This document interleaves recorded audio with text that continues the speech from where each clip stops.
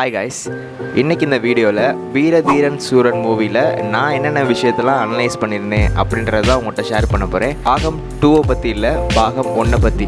என்ன சொல்கிறீங்க? எஸ், பாகம் 1ல் என்னென்ன விஷயம்லாம் நடக்க போகுது அப்படின்ற விஷயமும் ப்ளஸ் பாகம் 2ல் என்னென்ன விஷயம் நடந்துச்சு அப்படின்ற விஷயத்தை பற்றின அனலைஸ் தான் இந்த வீடியோவாக இருக்க போகுது. பாகம் 2லேயே பாகம் 1க்குரிய கொஸ்டின்ஸ் இருக்குது. லெட் மீ எக்ஸ்போஸ் தம். அந்த ஒரு சம்பவம் அப்படின்னு போட்டு ஒரு சகாப்தத்திற்கு முன்பு அப்படின்ற மாதிரி போட்டிருப்பாங்க. ஆக்சுவலாக அதை நம்ம நல்லா ஒத்து பார்க்கணும். அது ஆக்சுவலாக ஒரு சகாப்தத்திற்கு முன்பு கிடையாது, ஒரு தசாப்தத்திற்கு முன்பு அப்படின்ற மாதிரி. ஒரு தசாப்தம்னா 10 வருஷம் அப்படின்ற மாதிரி. ஸோ இதுலேருந்து என்ன சொல்ல வராங்க அப்படின்னா, கரண்ட்லேருந்து ஒரு 10 வருஷத்துக்கு முன்னாடி ஒரு இன்சிடென்ட் நடந்திருக்கு அப்படின்றத சொல்கிறாங்க. எஸ்ஜே சூர்யாவோட ஒரு ஷாட்டில் இதான் என்னோட சான்ஸு, சப்போஸ் நான் இப்போ விட்டேன் அப்படின்னா நான் நெக்ஸ்ட் வந்து அவங்களை பழி வாங்க முடியாது அப்படின்ற மாதிரி எஸ்ஜே சூர்யா ஸ்டார்டிங்கில் சொல்லியிருப்பாரு. அதை சொல்லிவிட்டு டிசிஆர் மேலே 4 வருஷம், இபி விஜிலன்ஸில் 2 வருஷம், கரூர் பேப்பர் மில் விஜிலன்ஸில் 2 வருஷம், இப்படி 8 வருஷம் வந்து என்னை சுத்த விட்டுருக்காங்க. இது எல்லாத்துக்கும் சேர்த்து நான் பழி வாங்கணும் அப்படின்ற மாதிரி எஸ்ஜே சூர்யா ஒரு டைலாக் சொல்லியிருப்பாரு.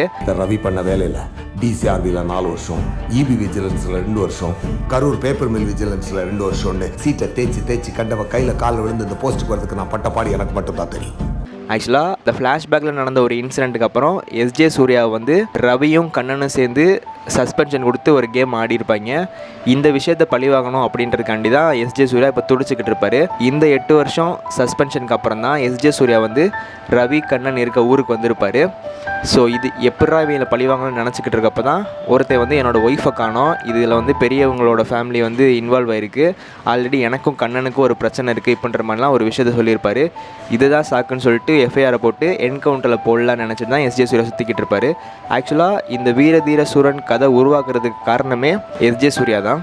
ஏன்னா ஃப்ளாஷ்பேக்கில் ஒரு திலீப்பன் அப்படின்ற ஒரு கேரக்டருக்கு சொல்லுவாங்க, பட் காட்டியிருக்க மாட்டாங்க. அந்த கேரக்டரை கொன்னது எஸ்ஜே சூர்யா, அப்புறம் அவங்களோட போலீஸ் டீமில் இருந்த சில பேர் சேர்ந்து தான். அந்த திலீப்பன் மட்டும் அப்போ உயிரோடு இருந்திருந்தான் அப்படின்னா காளியும் கலைவாணியும் கல்யாணத்தை முடிச்சுட்டு பீஸ்ஃபுல்லான ஒரு லைஃப் வாழ்ந்துருப்பாங்க. பட் எல்லா பிரச்சனைக்கும் முக்கியமான காரணம் யாருன்னா எஸ்ஜே சூர்யா திலீப்பனை கொன்ன ஒரு விஷயம் மட்டும்தான். யார் வந்து அந்த திலீப்பனுக்கு ஆக்சுவலாக என்ன ஆச்சு, திலீப்பனும் காளி என்ன ரிலேஷன்ஷிப்பு இப்படின்றத ஃபுல்லாக பற்றி சொல்கிறது தான் பாகம் 1ல் இருக்கும்னு நினைக்கிறேன். I think so. இதே மாதிரி படத்தில் நிறைய கொஸ்டினை வந்து ஓப்பன் ஹேண்டடாக விட்டுருப்பாங்க. ஃபஸ்ட்டு ஒன்று வந்து கலைவாணியோட மேரேஜ். ஆக்சுவலாக கலைவாணிக்கு வந்து ஆல்ரெடி ஒரு மேரேஜ் ஆகி ஒரு குழந்தை இருக்கும். அந்த ஃபஸ்ட்டு மேரேஜை பற்றின எந்த டீட்டெயிலும் சொல்லியிருக்க மாட்டாங்க. செகண்ட் ஒன்று என்ன அப்படின்னா, ரவி வந்து காளிகிட்ட ஹெல்ப் கேட்க வந்திருப்பான். அப்போ காலில் கூட விழுந்திருப்பான். அப்போ கலைவாணி சொல்லுவா, நீ அவன் காலில் விழுகிறத வச்சு நம்பாத, அவன் வந்து காரியாகணும்னா காலில் விழ கூட யோசிக்க மாட்டான். ஆனால் நீ யோசிச்சு பாரு, 4 வருஷம் நம்ம ஊர் பேர் தெரியாத ஒரு இடத்துல யாருமே ஹெல்ப் பண்ண முடியாமல் நாதியே இல்லாமல் ஒரு இடத்துல இருந்தோம், இதெல்லாம் ஞாபகம் வச்சுப்பாரு அப்படின்ற மாதிரி சொல்லியிருப்பா. அந்த 4 வருஷம் கைப்பள்ளியோட ஊர் பேர் தெரியாத இடத்துல நாதி இல்லாமல் தெரிஞ்சுட்டு இருந்தோம், மறந்துட்டியா? அந்த ஆள் காரியம் ஆகணும்னா காலையும் விழுவான், என்ன வேணாலும் பண்ணுவான் களி. எதனால கலைவாணி இவ்வளோ டேம் ஷூராக சொல்கிறா? ஆனால் ஃப்ளாஷ்பேக்கில் ரவியும் கண்ணனும் காளிக்கு எந்த ஒரு கெட்டதும் பண்ணியிருக்க மாட்டாங்க. ஆனால் கலைவாணி எதுக்கு இப்படி சொல்லணும்?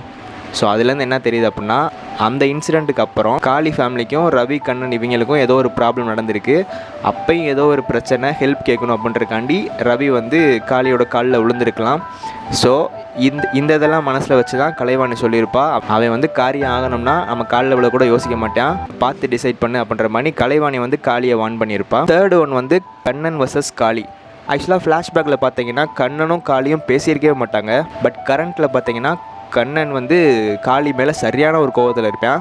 இதுக்கெல்லாம் காரணம் என்ன அப்படின்னா, அதான் சொன்னேன்ல, அந்த 10 வருஷம் கேப்பில் ஒரு இன்சிடென்ட் நடந்திருக்கும். அந்த இன்சிடெண்ட்டில் கண்ணனுக்கும் காளிக்கும் கிளாஷ் ஆகிருக்கும். அந்த விஷயத்துக்கு கூட ரவி வந்து காளியோட காலில் விழுந்திருக்கலாம்.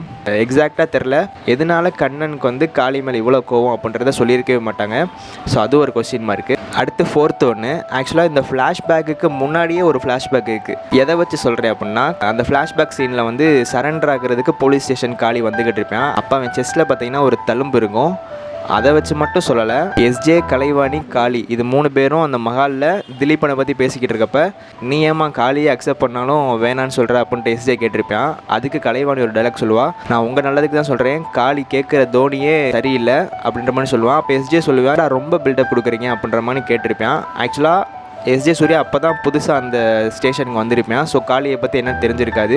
கலைவாணிக்கு காளியை ஆல்ரெடி தெரிஞ்சிருக்கும். தன்னோட குடும்பத்துக்காக எந்த எக்ஸ்ட்ரீம் வேணால் போவான் அப்படின்றது ஆல்ரெடி தெரிஞ்சனால கலைவாணி வந்து பயந்துருப்பா. ஸோ அந்த எக்ஸ்ட்ரீம் முன்னாடி போனது ஒரு இன்சிடெண்ட்டாக இருந்திருக்கலாம். அந்த இன்சிடென்ட் மூலிமா இந்த தழும்பு வந்திருக்கலாம். அடுத்து 5th ஒன்று, பெரியவரோட மக. கிளைமேக்ஸோட எண்டில் பெரியவர் வந்து ஃபேமிலியை மொத்தமாக கலைவாணியோட வீட்டில் விட்டுட்டு காளியை கூப்பிட்டு போய்கிட்டு இருப்பாங்க. அப்போ பெரியவரோட மகளுக்கு வந்து ஒரு சந்தேகம் வந்திருக்கும். இங்கே நடக்கிறது ஏதோ எனக்கு சஸ்பீஷியஸாக இருக்குது, காளி தான் இந்த எல்லாத்துக்கும் காரணம் நினைக்கிறேன் அப்படின்ட்டு டவுட் ஆகிக்கிட்டு இருப்பா.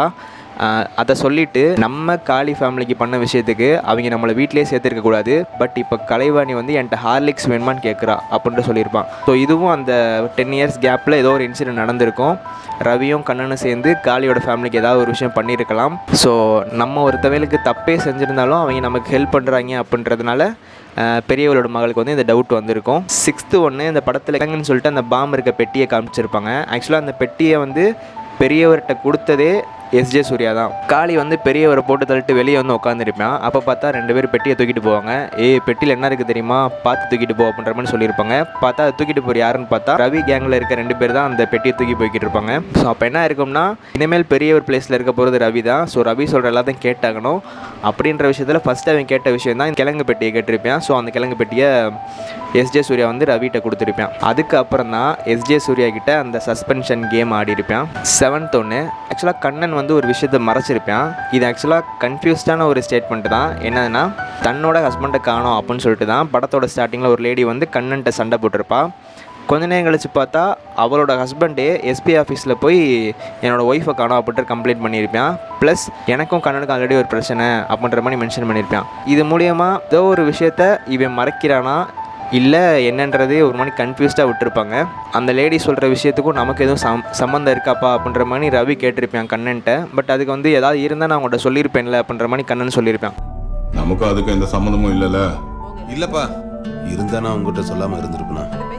பொதுவாகவே இந்த கண்ணனோட கேரக்டர் எப்படி வச்சுருப்பாங்க அப்படின்னா, எந்த ஒரு விஷயத்தையுமே ஃபுல்லாக இன்வெஸ்டிகேட் பண்ண மாட்டான். டப்புன்னு கோவப்பட்டு முடிச்சு விட்ருவான். அப்படியே தான் அந்த ஒரு 3 பேர் வந்து என் கூட இருக்கவங்களே துரோகம் பண்ணுறேன்னு சொல்லிட்டு அவங்களை ஷூட் பண்ணியிருப்பான். அப்போ கூட அவங்க அப்பா திட்டிருப்பார். அப்புறம் 8th ஒன்று, காளி வந்து கிழங்கு யூஸ் பண்ணுறத சொதப்பினா அப்படின்றத பெரியவர்கிட்ட இன்ஃபார்ம் பண்ணுறப்ப கண்ணன் என்ன சொல்லுவானா, இப்போ கூட எதுவும் கெட்டு போகலை, நம்ம வந்து மாணிக்கத்தை கூப்பிடலாம் அப்படின்ற மாதிரி சொல்லியிருப்பான். நான் சொல்கிறது கேளுங்க, இப்போ கூட ஒன்றும் கெட்டு போயிடல, மாணிக்கத்தை கூப்பிடலாம். பட் மாணிக்கம் யார் அப்படின்றத அந்த ஒரு டைலாக் கூட முடிச்சிருப்பாங்களே தவிர யாருன்றதை எதுவுமே ரிவீல் பண்ணியிருக்க மாட்டாங்க.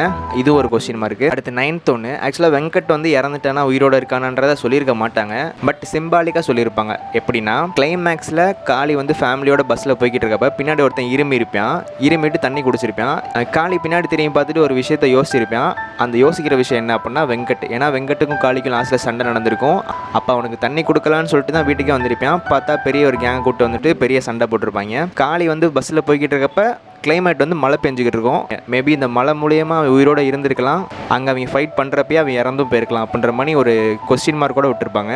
இப்போ இந்த இதில் ஓப்பன் எண்டடாக விட்ட எல்லா கொஸ்டின்ஸோட ஆன்சர்ஸ் தான் பாகம் 1ல் இருக்கும் அப்படின்னு நினைக்கிறேன். இது எல்லாமே வீரதீரசுரன் பாகம் 2ல் நான் அனலைஸ் பண்ண விஷயங்கள். இதை வச்சு இப்படி கூட நடக்கும் அப்படின்றத நான் கெஸ் பண்ணி சொல்கிறேன். I hope you like this analysis. I will see you in next video.